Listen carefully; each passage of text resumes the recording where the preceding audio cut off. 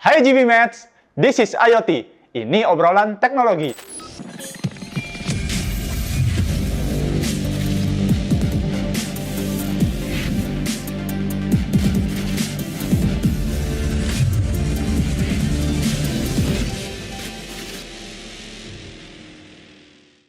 Kalau kita ngomongin AI, yang langsung kepikiran biasanya apa? ChatGPT, Siri, chatbot, yang bisa diajak ngobrol. Tapi, itu baru satu wajah kecil dari dunia AI. Faktanya, di dunia enterprise, AI itu jarang ngobrol sama manusia. Bukan berarti enterprise nggak pakai chatbot. Tapi, itu bukan bagian dari AI yang paling kritikal. Dia nggak nanya, "Can I help you today?" Karena tugas utamanya bukan buat ngobrol. Tugasnya kerja diam-diam, kerja di belakang layar, dan sering banget kita nggak sadar dia ada. Sekarang bayangin enterprise IT itu kayak gedung pencakar langit. Nggak mungkin cuma satu lantai kan?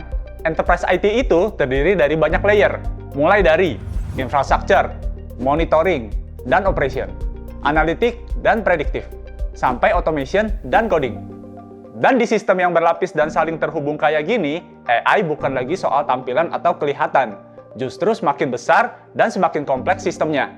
AI harus bekerja tanpa terlihat.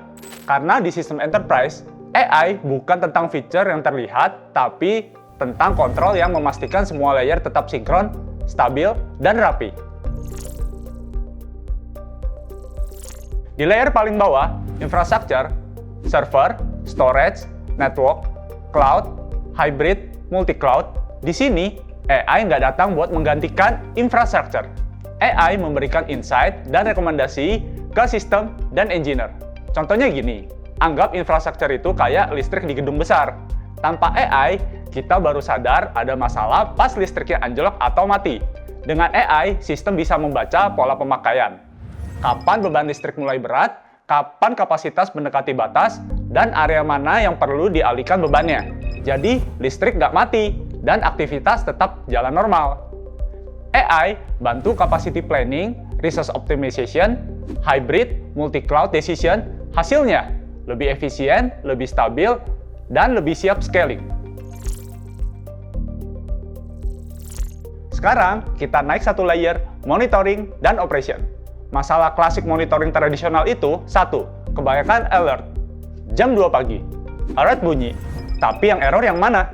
Yang penting, yang mana? Root cause-nya di mana? Disinilah AI jadi penyaring kebisingan, bukan cuma lihat angka lewat threshold, tapi lihat pola. Yang bisa dilakukan AI, deteksi anomali, ngurangin noise, nge-link satu event sama yang lain, berdasarkan dependensi dan pola historis, bantu cari root cause lebih cepat. Analogi simpelnya gini, AI itu kayak operator lalu lintas udara. Dia nggak fokus ke satu pesawat, tapi memantau seluruh pergerakan di langit dan tahu mana yang benar-benar perlu perhatian. Nah, di konteks enterprise IT, cara kerja ini berdampak langsung ke operasional. Hasilnya, respon tim jadi lebih cepat, downtime bisa ditekan, dan tim IT nggak kelelahan karena bisa fokus ke hal yang benar-benar penting. Move to predictive analytics, bagian yang paling kerasa impact-nya ke bisnis, mindset-nya berubah total. Dari kenapa error, jadi error ini kemungkinan terjadi kapan. AI ngelihat data historis, tren performa, dan pola kegagalan. Bukan buat nakut-nakutin, tapi buat antisipasi.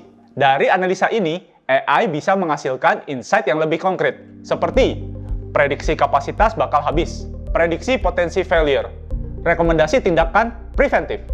Dan ketika insight ini dipakai sebagai dasar keputusan, value bisnisnya langsung terasa. Business continuity, decision making lebih matang, masalah diselesaikan sebelum jadi krisis. Terus, gimana dengan coding? Di enterprise AI, coding bukan tujuan utama, tapi alat pendukung supaya sistem bisa berjalan lebih rapi dan konsisten. AI hadir bukan buat menggantikan developer, tapi buat mempercepat pekerjaan yang berulang dan mengurangi potensi human error. Di sini, AI membantu membuat automation script lebih cepat, menjaga konfigurasi tetap konsisten, mempercepat proses operasional sehari-hari. Yang perlu diketahui juga, di sini AI tidak auto-deploy tanpa governance, tetapi ada approval atau policy. Fokusnya, AI bukan nulis kode apa, tapi stability, scalability, dan reliability. Jadi, kalau ngomongin AI di enterprise, AI bekerja di balik layar, menggerakkan sistem, data, dan proses. Menariknya, semakin mature sebuah enterprise AI, malah makin tenang. AI bantu sistem jadi lebih rapi, bukan cuma lebih canggih, jarang disadari, jarang dibahas, tapi dampaknya terasa. Enterprise AI bukan soal siapa yang paling pintar ngobrol, tapi siapa yang paling bikin sistem tetap jalan tanpa drama. Oke GB Mates, sekian yang bisa gue share hari ini.